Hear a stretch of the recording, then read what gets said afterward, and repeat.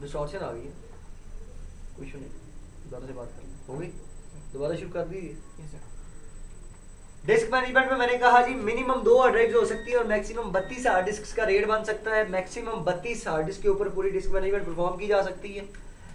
आपकी जो इस पे के अंदर डिस्क है उनको काउंट किया जाता है। पहली हार्ड डिस्क को आप 0 बोलते हैं, दूसरी हार्ड डिस्क को 1 बोलते हैं, तीसरी हार्ड डिस्क को 3 बोलते हैं। अभी तक जो मैंने बातें की हैं वो ये, यहाँ तक साथ है आप लोग। हार्ड डिस्क की बेसिक 2 टाइप्स होती है। There are 2 types of your hard drive. एक टाइप होती है जी बेसिक डिस्क,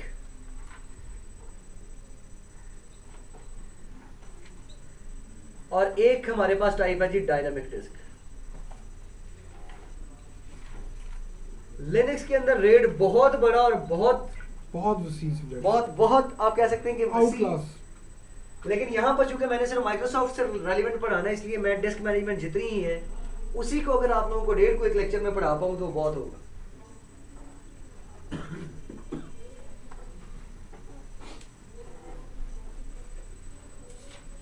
तो हमारी जो हार्ड डिस्क है उसकी बेसिक कितनी टाइप्स होती हैं जी? 2 टाइप्स होती हैं, बेसिक डिस्क और डायनामिक डिस्क।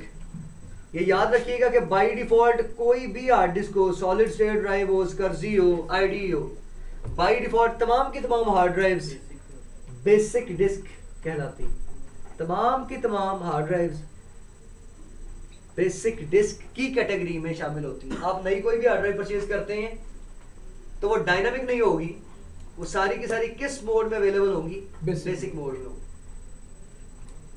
हाँ, तो फिर सर डायनामिक डिस्क कब मिलेगी?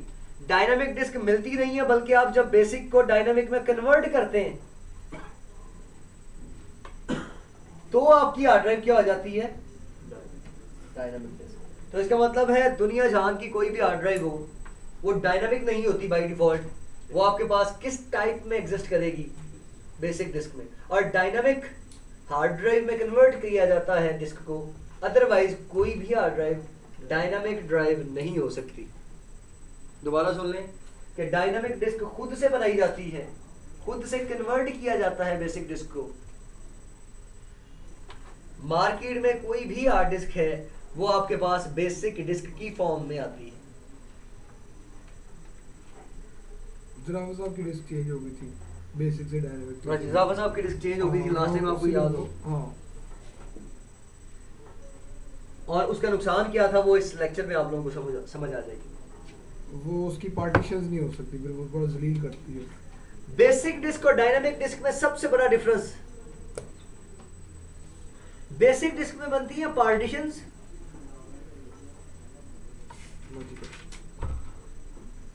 जबकि डायनामिक डिस्क के अंदर बनते हैं वॉल्यूम्स। अब यहां पर क्लासेस हमेशा सवाल करती हैं कि सर क्या वॉल्यूम पार्टीशन नहीं होती? भैया वॉल्यूम भी पार्टीशन होती है, ये बात में रखिएगा।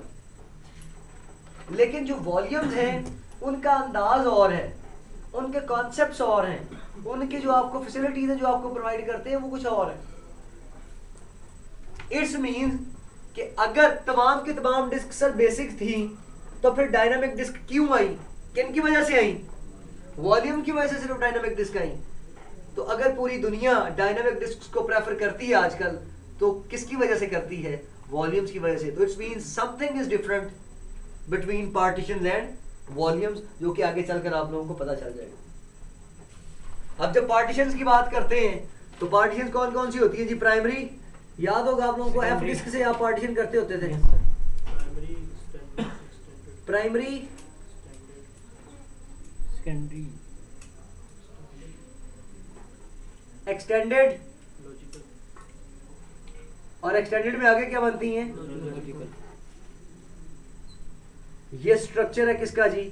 पार्टीशन। आपकी जो बेसिक डिस्क है उसकी जो पार्टीशंस बनती हैं, सबसे पहली पार्टीशन होती है प्राइमरी, बाकी जो स्पेस बचती है उसे आप एक्सटेंडेड स्पेस के अंदर कन्वर्ट करते हैं, और एक्सटेंडेड के अंदर आगे फर्दर क्या बनती हैं? Logical order.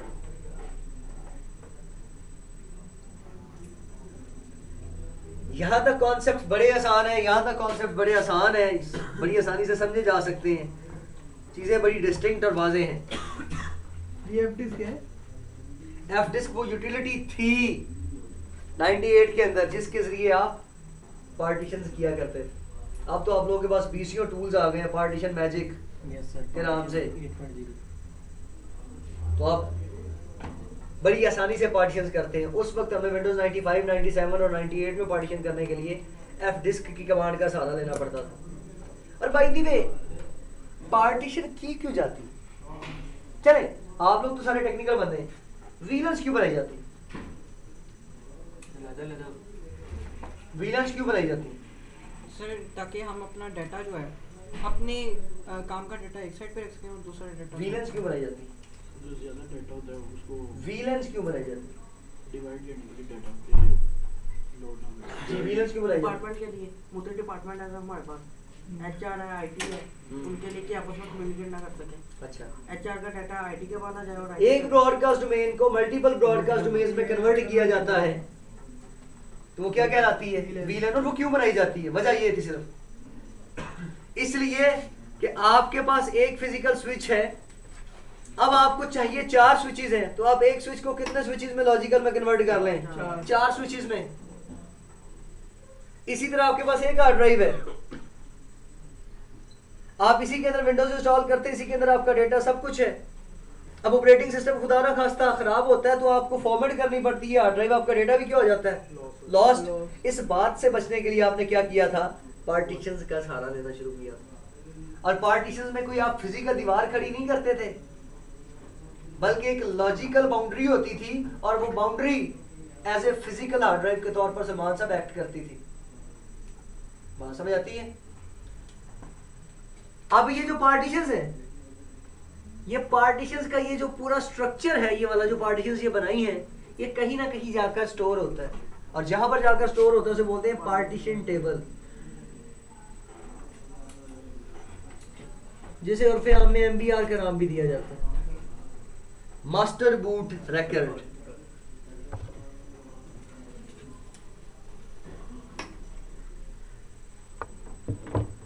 MBR stands for Master Boot Record।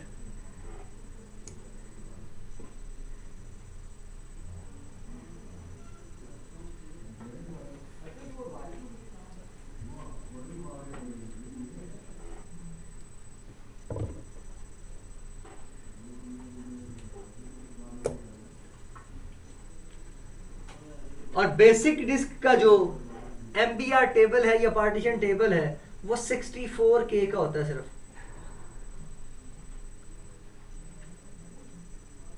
64K means 64 kilobytes.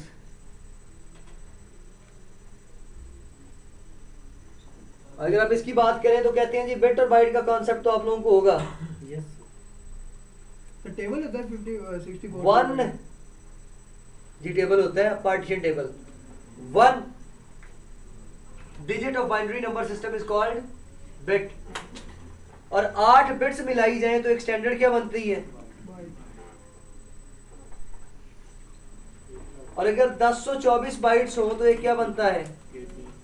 1 kilobyte. तो इसका मतलब है 64 ज़रब 1024, इतने बाइट्स मिलाएंगे तो क्या बनेगा? ये टेबल का साइज बनेगा।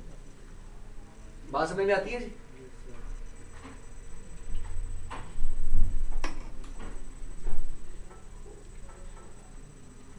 अभी मैं डायनामिक डिस्क को वक्ती तौर पर छेड़ नहीं रहा। बात करते हैं जी बेसिक डिस्क की, और बेसिक डिस्क के अंदर पार्टीशंस का जो टेबल है उसकी सारी की सारी इंफॉर्मेशन कहां पर जाके स्टोर होती है? पार्टीशन टेबल के अंदर। और उस पार्टीशन टेबल का साइज कितना है? 64K। बेसिक डिस्क के अंदर हर पार्टीशन 16K की स्पेस रिजर्व करती है। तो अगर हर पार्टीशन 16K रिजर्व करती है तो इसका मतलब है फिर मैक्सिमम पार्टीशन हो कितनी सकती हैं? 16 जो 32 48 64। तो maximum basic disk partition support करती है 4। वजह क्योंकि इसके पार्टीशन टेबल का साइज क्या है? 64K। और यहां पर लोग कंफ्यूज हो जाते हैं कि सर हम तो इसके अंदर बीसीओ पार्टीशन बना सकते हैं, तो ये क्या कॉन्सेप्ट हुआ कि इसके अंदर सिर्फ 4 पार्टीशन बन सकती हैं? भैया बिल्कुल ठीक कहा आपने, इसके अंदर बिल्कुल VCO पार्टीशन बन सकती हैं, लेकिन 4 पार्टीशन कौन सी बनती हैं? प्राइमरी। तो इट्स मींस बेसिक डिस्क सिर्फ 4 प्राइमरी पार्टीशंस को सपोर्ट करती है।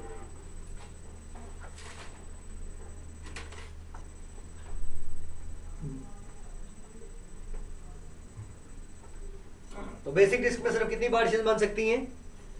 4। और 4 के अलावा एक्सटेंडेड बाकी जितनी भी स्पेस होती है वो आप एक्सटेंडेड को असाइन कर देते हैं, और एक्सटेंडेड में आगे लॉजिकल आप कितनी बना सकते हैं? ABCDEFGHIJKLMNOPQRSTUVWXY Z। बात समझ आती है? यहां तक जो समझ आइए पहले अपने अल्फाज में लिखिए।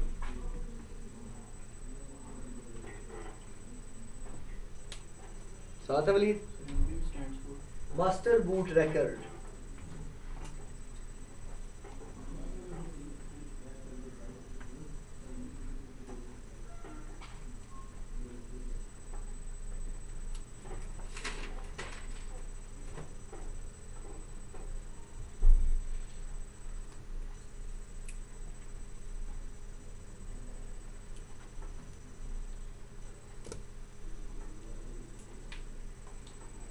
अगली बात, लेट्स सपोज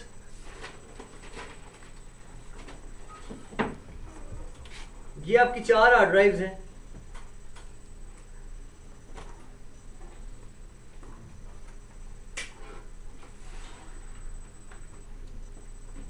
ये मैं किसकी बात कर रहा हूं जी? बेसिक डिस्क की। ये आपकी हुई जी डिस्क 0, ये डिस्क 1, ये डिस्क 2, ये डिस्क 3।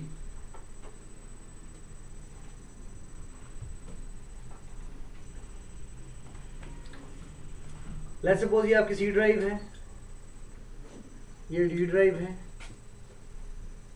ये E ड्राइव है,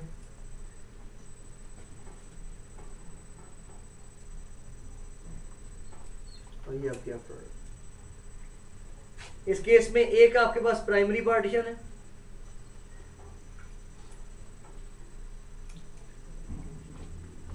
और ये सारी पार्टीशन क्या कहलाती है? एक्सटेंडेड। और एक्सटेंडेड के अंदर ये क्या है जी? लॉजिकल।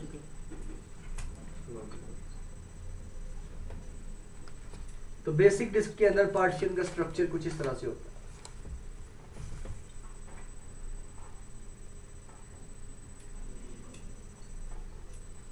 तो लॉजिकल कुछ नहीं है। देखो होता ये है कि आप एक प्राइमरी पार्टीशन जब बना लेते हैं तो बाकी जितनी भी स्पेस होती है वो किसको दे देते हैं? एक्सटेंडेड को।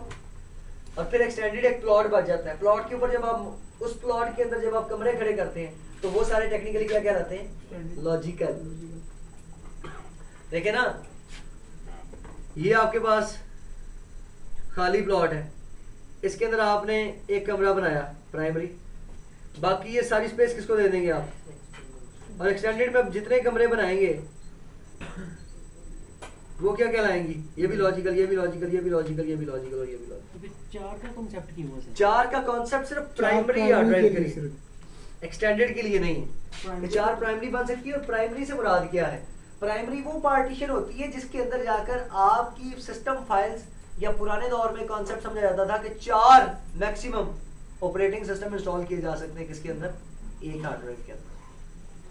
4 कैसे प्राइमरी? मेरा मतलब है कि बेटा, पहले बात जो बनाएंगे सुनो। वो प्राइमरी होगी, उसके बाद जो बनाएंगे वो कैसे प्राइमरी होगा?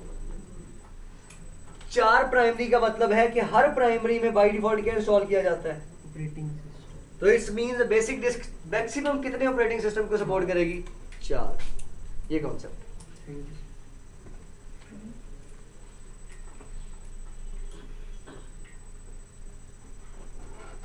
सर प्राइमरी जो है 4 ऑपरेटिंग सिस्टम को सपोर्ट करती है। नहीं, एक प्राइमरी एक ऑपरेटिंग सिस्टम को सपोर्ट करेगी, दूसरी प्राइमरी दूसरे ऑपरेटिंग सिस्टम को सपोर्ट करेगी, जितनी तीसरी प्राइमरी प्राइमरी ना तीसरे सके ऑपरेटिंग उतनी सिस्टम को, करेगी। चौथी प्राइमरी चौथे ऑपरेटिंग सिस्टम को। लेकिन अब यहाँ पर फिर इख्तिलाफ है उलमाए किराम का, और वो ये इख्तिलाफ है सर, एक साइड पे आप कहते हैं कि इस केस में प्राइमरी एक है, हम यहाँ पर इंस्टॉल कर लेते हैं विंडोज एक्सपी, सर ये प्राइमरी नहीं, ये लॉजिकल है डी, हम यहाँ पर इंस्टॉल कर सकते हैं विंडोज 7, तो इट कुड पॉसिबल, ये भी पॉसिबल है। लेकिन जो टेक्निकल वे है वो ये है कि मैक्सिमम कितने ऑपरेटिंग सिस्टम इंस्टॉल हो सकते हैं? 4। बात समझ आई है बेसिक डिस्क के। अब जो समझ आइए पहले अपने दिमाग में,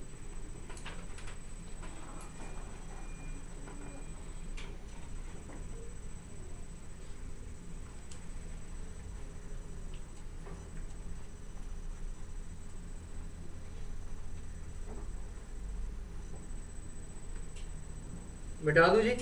देख लो।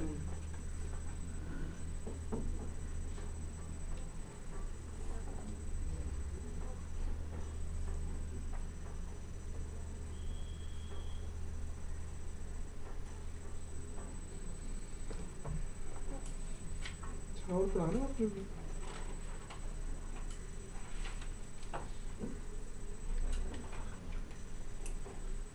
बेसिक डिस्क का बस आखिरी कॉन्सेप्ट देकर आज का लेक्चर मैं यहीं पर खत्म करूंगा कि बेसिक डिस्क को फिर क्यों कन्वर्ट किया गया। बेसिक डिस्क के बाद उनको क्या जरूरत पेश आई थी कि उन्होंने डायनामिक डिस्क को इंट्रोड्यूस करवाया। बस सिर्फ ये बात करने के बाद हम लोग आज का लेक्चर खत्म करेंगे। ये डिस्क 0, ये डिस्क 1, ये डिस्क 2 और ये डिस्क 4।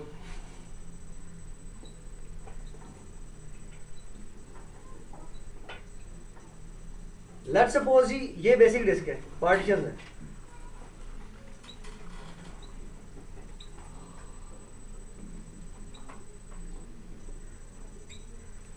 यहां पर खाली है, ये 4 GB की थी और यहां पर खाली है जनाब लेट्स सपोज 10 MB स्पेस, यहां पर खाली है 20 MB स्पेस, यहां पर खाली है 5 MB स्पेस और यहां पर खाली है 20 MB स्पेस। तो बात समझिए, हमें बहुत जरूरी एक सॉफ्टवेयर इंस्टॉल करना है और उस सॉफ्टवेयर ने जगह रिजर्व करनी है कितने MB की? 55 MB। वो सॉफ्टवेयर कितने स्पेस रिक्वायर करेगा? 55 MB। अब मुझे आप बताएं, क्या आप C ड्राइव की ये 10 MB, D ड्राइव की ये 20 MB, E ड्राइव की ये 5 MB और F ड्राइव की ये 5 MB मिलाकर एक पार्टीशन बना सकते हैं 55 MB की? बिल्कुल बिल्कुल बनाई जा सकती? नहीं बना। बिल्कुल नहीं। बिल्कुल नहीं। क्यों नहीं? पार्टीशन वजह यह है कि आपको दोबारा से पार्टीशन करनी पड़ेगी फिर ये स्पेस, और जब आप पार्टीशन दोबारा से क्रिएट करेंगे तो सारा डेटा लॉस हो जाएगा, आपका पार्टीशन टेबल बर्बाद हो जाएगा। आप एक सॉफ्टवेयर करने के लिए 55 MB का अपना पूरी की पूरी हार्ड ड्राइव के डेटा को क्या कर बैठेंगे? लॉस कर बैठेंगे। कैसे? आप शायद नहीं जानते कि बेसिक डिस्क का सबसे बड़ा नुकसान ये है कि अगर आपने नई पार्टीशन बनानी है तो उतनी देर तक नहीं बनती जितनी देर तक आप सारी पार्टीशन को क्या नहीं करते? फॉर्मेट डिलीट नहीं करते। और जो ही आपने पार्टीशन उड़ाई नहीं, उस हार्ड ड्राइव का डेटा या उस डिस्क का डेटा आपके पास से जाया हुआ नहीं। तो सबसे बड़ा ड्रॉबैक बेसिक डिस्क का कि इसके अंदर आप रनिंग फॉर्म में ऑपरेटिंग सिस्टम की चलती हालत में आप पार्टीशन नहीं कर सकते। और अगर आपने पार्टीशन करनी है तो आप क्या करेंगे? फिर तमाम की तमाम पार्टीशन को फॉर्मेट करेंगे और दोबारा से नई पार्टीशन बनाएंगे। और जब नई पार्टीशन बनाएंगे तो उसके बाद तक शायद आपको सॉफ्टवेयर की जरूरत फील ना हो। लेकिन डायनामिक डिस्क क्या करती है? कमाल करती है। जो भी करती है वो कमाल करती है, और जो वो कमाल करेगी इंशाअल्लाह अज़ीज़ मंडे वाले दिन उस कमाल को देखेंगे और बाद में बुरा हाल करती तो मुलाकात करते हैं इंशाअल्लाह अज़ीज़ मंडे वाले दिन सेम लेक्चर के साथ। अस्सलाम वालेकुम व रहमतुल्लाहि व बरकातहू। सर जी समझ गया मैं, सर आज बताया।